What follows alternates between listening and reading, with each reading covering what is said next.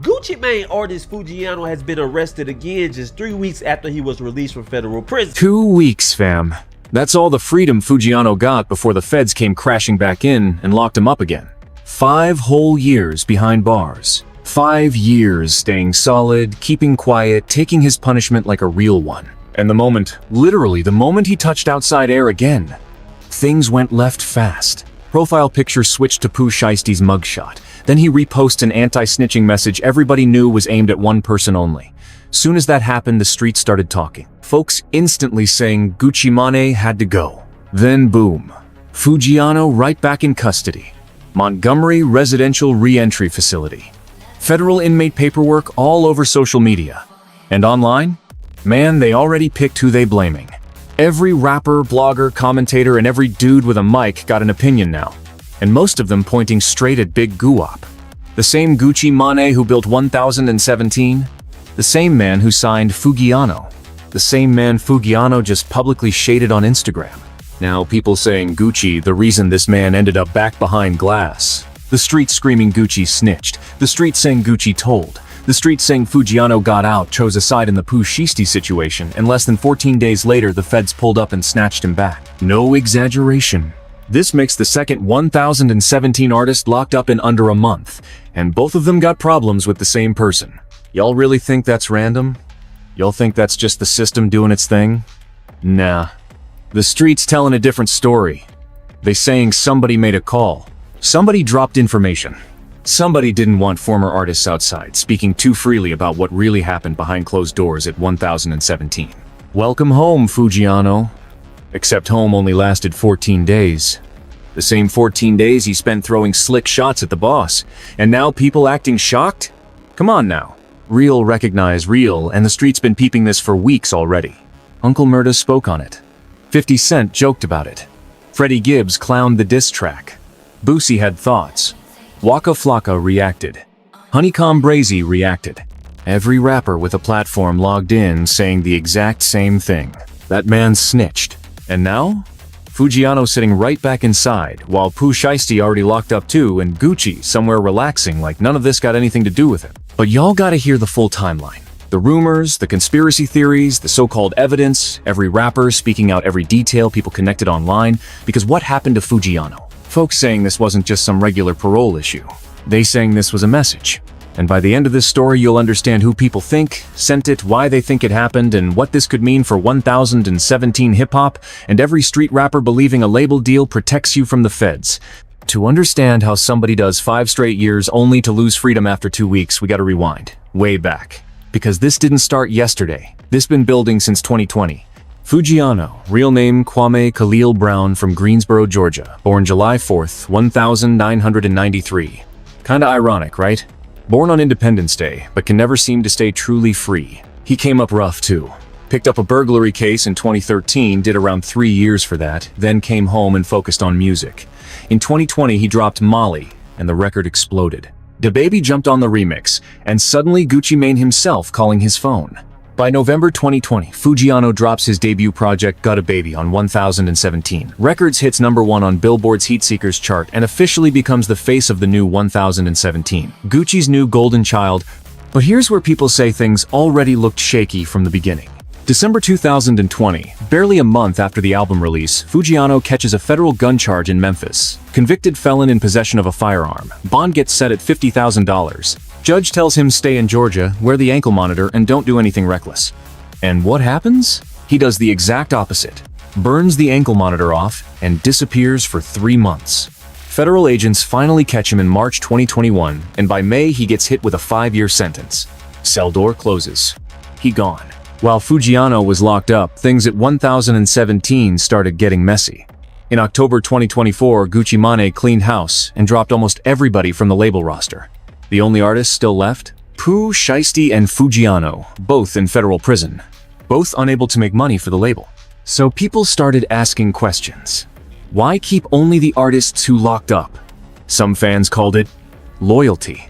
The streets had another theory: control. Because if your only remaining artists are sitting in prison depending on you for legal help, commissary, and support, people saying that's not really a roster anymore. That's leverage. And then rumors got even uglier. Folks close to Foogiano allegedly saying Gucci never sent him money while he was locked up. Not a dollar. Pooh Shiesty's camp allegedly saying similar things too. Two major 1,017 artists behind bars, both supposedly broke, both hearing promises that money was tied up or coming later. 5 years, fam. And according to the streets, not $1 reached him. Then January 10th, 2026, Dallas, Texas. Pooh Shiesty gets released from prison, and within months, allegedly pulls up to a studio alongside 8 other men, including his father and Memphis rapper Big 30.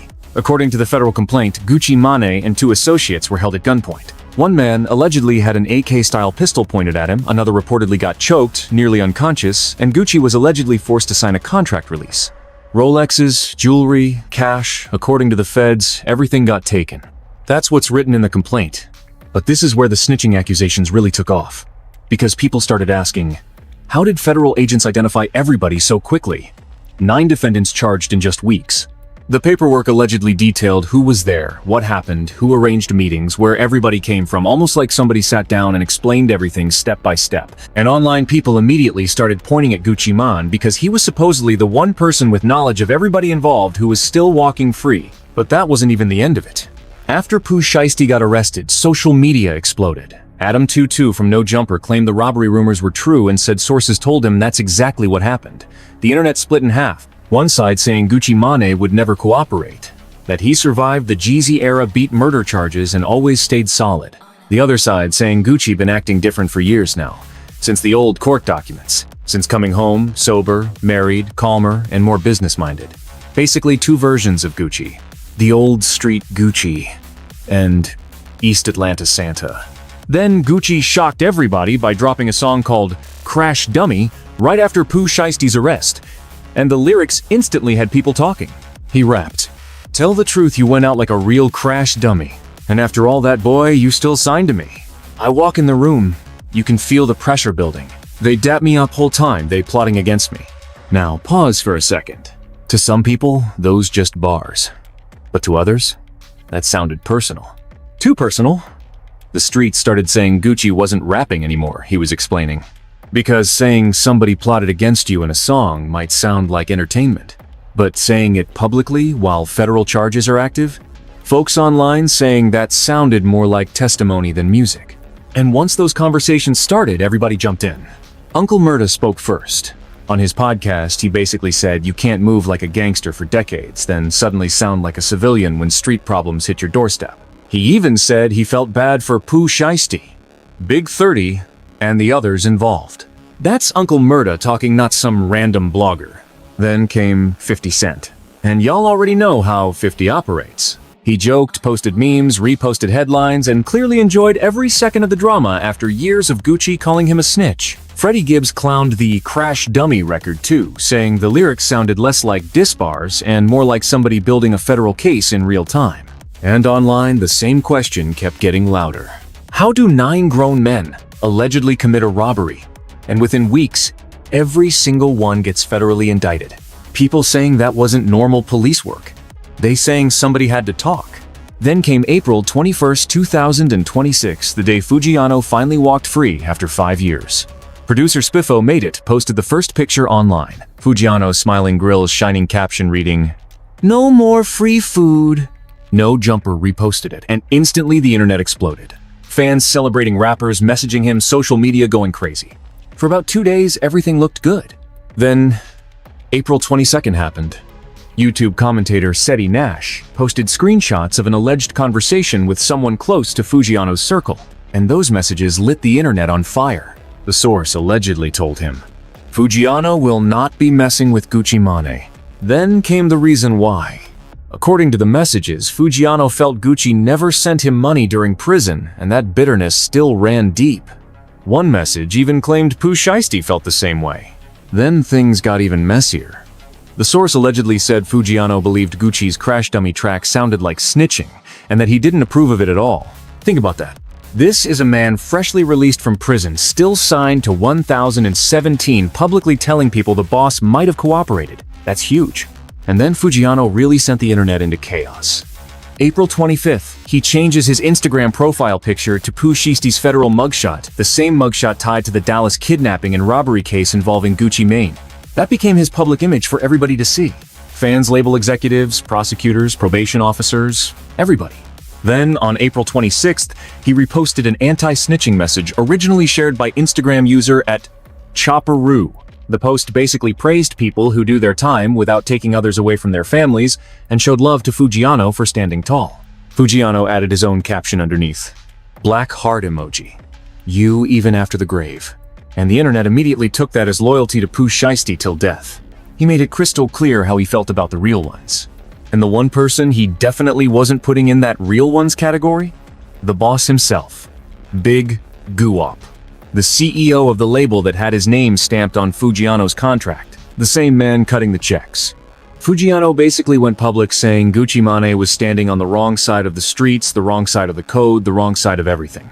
And the street's been buzzing about it ever since. But this is where the story really takes a wild turn. May 2026. Less than 2 weeks after those Instagram posts. Less than 3 weeks after Foogiano stepped out of prison. And suddenly, screenshots from federal inmate records start floating all over the timeline. Montgomery Residential Reentry Management Facility. That's a halfway house tied to federal inmates who violated supervised release. Foogiano's name. Foogiano's BOP number. Foogiano's status. Back in federal custody. And according to reports, he allegedly traveled to Georgia to see his kids. Probation officers supposedly spotted photos online and raised concerns. That's the whole situation. They saying he violated supervised release because he went to see his children. He didn't catch a fresh case. Didn't shoot nobody. Didn't cut off a monitor or go on the run. He went back home to Greensboro, Georgia to spend time with the same kids he hadn't seen in 5 years. And now, he's back in federal custody. Now, let me really break this down for y'all. Because the streets are connecting these dots like it's a full-blown murder board investigation. Dot number 1. Foogiano gets released April 21st. Dot number 2.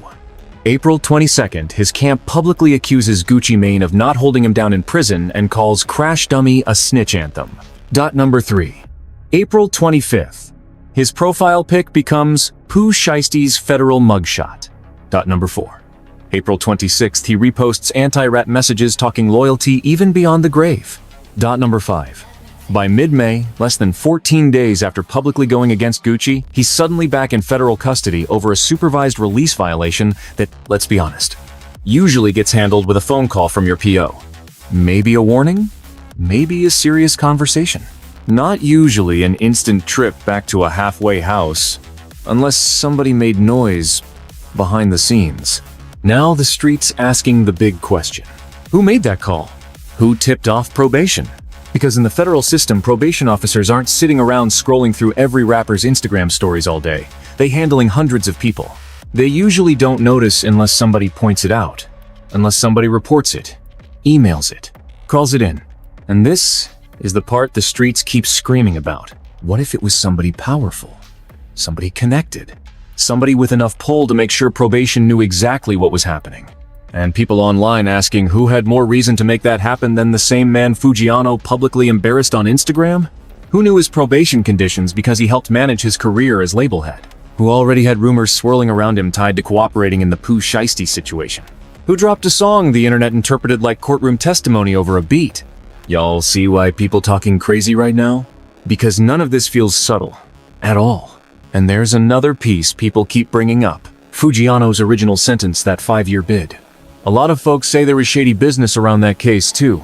The Remedy Project, a real legal advocacy organization, published an entire investigation into what happened. They documented claims that the Federal Bureau of Prisons withheld 18.5 months of sentence credit that federal Judge Coggins had already ordered should count toward Foogiano's time. For 7 straight months, Foogiano allegedly tried filing administrative remedies. For 7 months, according to the reports, his case manager, unit counselor, the warden, even the regional office kept blocking the paperwork. Forms weren't signed. Requests stalled out. He said they sent him to the bottom of the barrel. Mail allegedly got opened. Copied. Delayed from reaching his lawyers. Now people asking another question. Who has enough relationships inside the federal system for something like that to allegedly keep happening? Who got the lawyers, the money, the industry, ties, the political connections to make prison harder for somebody signed to their label? Somebody who might eventually get out and start speaking on things? Now listen, I ain't saying it was Gucci. I'm just laying out what's being discussed. I'm just showing y'all what the documents claim and how the streets are putting the puzzle together. And here's the craziest part to me. After all that extra time, 18.5 months of missing credits, according to the judge's ruling, Foogiano still came home standing tall behind Pooh Shiesty. Still came home sticking to the code. Still came home refusing to play both sides. After 5 years of feeling buried by a system he probably believed was working against him, the first thing he did when he touched freedom was publicly show loyalty to the streets and disgust toward snitching allegations. And what did he get in return? 14 days of freedom. 14 days. At a certain point, people stop calling that bad luck. They start calling it a pattern. A system. And the street's been hinting at what kind of system they think this is for a long time now. Now I'ma keep it real with y'all. Gucci Mane artist Foogiano has been arrested again just 3 weeks after he was released from federal prison. And the moment the news hit the internet, everybody's acting surprised. Everybody's shocked. They're flabbergasted. Officially, authorities haven't confirmed anything. Foogiano's team hasn't spoken publicly. Gucci Mane hasn't addressed the new situation at all. Everybody's staying quiet. But the streets? The internet? They loud. And almost every commentator, rapper, blogger, and podcaster speaking on this keeps landing at the same conclusion. Something about this feels off. This doesn't look random. This doesn't feel accidental. People saying this looks more like a message. And now we watching the aftermath play out while every major voice in hip-hop starts weighing in. Let me tell y'all who said what. Uncle Murda already went on record calling Gucci a civilian, calling him a rat, saying he feels bad for everybody who got fooled. Then he doubled down on his podcast and said the Foogiano situation only strengthens what he already believed. She misled. You know how many niggas that nigga misled for these years? I had out here banging and doing all this street shit, selling drugs, killing niggas and doing all this crazy shit. And now he a rat, now he a civilian because his niggas ain't around? Get the fuck out of here, man. Gucci a sucker. That shit he did with some suckers. 50? Y'all already know, 50 been waiting years for this moment. He posting articles, memes, old clips, every interview where Gucci accused somebody else of snitching. The reverse card energy online is going crazy. Boosie stepped in too. Boosie said this is exactly why he never wants artists signed under another man's label. Said you can't rely on somebody who ain't helped feed you when you were down bad. Said real loyalty shows when somebody takes care of you at your lowest. Now Waka Flocka's reaction? That's the interesting one. Because Waka used to be 1017. Waka was Gucci's right-hand man at one point. Came up directly under him. But Waka hasn't really said much. He's been quiet. And online, some people saying that silence speaks louder than words. Because if Gucci was completely solid, folks think his original protege would have been first in line defending him. So people asking where Waka at? HoneyKomb Brazy? He ain't sugarcoat nothing. Straight up called Gucci a rat. No filter. The big rat, them four had more money than Gucci, man. Y'all somebody I call it $24 million. I don't think Gucci got 24 M real. Be snotty, robber be broken. Said the proof is in the music. Said the proof is in the case files. Said the proof is in how quickly the feds came crashing down on Pooh Shiesty's entire circle. Freddie Gibbs even mocked Crash Dummy in public, joked that the lyrics sounded more like a sworn statement than a rap song. And then you got the streets themselves, Twitter timelines, Reddit threads, comment sections everywhere. Every YouTube video covering this situation got the exact same energy in the comments. Free Foo. Free Shiesty. Gucci Mane a rat. Never trust a label, boss. That's the conversation right now. That's where the culture's sitting today. But let's zoom out for a second, fam, because the bigger picture here is wild. Pooh Shiesty's case is still moving through federal court. He's dealing with kidnapping and conspiracy charges. His father reportedly posted a $250,000 bond, but he still ended up remanded back. Big 30 got hit with a $100,000 bond plus house arrest. This case is serious. Folks are looking at real prison time. Foogiano's situation is still developing too. Authorities haven't released any public statement. His team hasn't officially spoken either. But those screenshots from the Montgomery Residential Reentry Facility are still circulating online. The photos from his Georgia visit are still out there too. And the timeline is the timeline. 1,017 records. The label Gucci spent over 15 years building looks like it's falling apart. Back in October 2024, Gucci cleaned out the roster until only 2 artists remained. One of them is now sitting in a Dallas federal facility fighting kidnapping charges. The other got sent right back into custody less than 2 weeks after tasting freedom.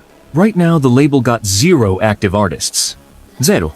After all the hits, all the Atlanta summers, all the iconic 1017 moments, all the hype around the new generation, nothing left active. Now some people saying Gucci don't even want artists anymore. Folks saying he already secured the bag. He got the publishing, the catalog, the masters, the family life, the sober Miami lifestyle, and now he just wants peace away from street drama and young rappers constantly catching cases. And if that meant making a phone call or two to keep certain old problems behind bars before they could hop online, do interviews, drop diss songs, or disturb his new life. Well, according to the streets, that's just business in this chapter of his career. Now, I ain't saying that. I'm simply telling y'all what people out here are saying. Real, recognize real, and everybody gonna come to their own conclusion. But let me end with this, because this might be the biggest point of all. Hip-hop is in a strange place right now. The same culture built on no snitching, the same culture that treated silence and loyalty like sacred rules, is now being forced to question some of its biggest legends. Some of the untouchable names. Some of the people fans treated like gods for decades. Maybe they weren't exactly who people thought they were. Tekashi changed everything. He showed the world what cooperation looked like publicly in courtrooms, on paperwork on the stand. He created a whole new conversation. And now anytime a major rapper's name gets tied to a federal case, the streets instantly ask the same thing. Did he pull a Tekashi? Did he cooperate? Did he sit down with prosecutors? Did he sign paperwork? For Gucci Mane, the same man who once famously said, "I don't argue with rats, I stay away from rats," to now be facing these accusations? That's huge. That shakes the culture. Because if people willing to accuse Gucci, then nobody is untouchable anymore. What happened to Foogiano is bigger than Foogiano. What happened to Pooh Shiesty is bigger than Pooh Shiesty.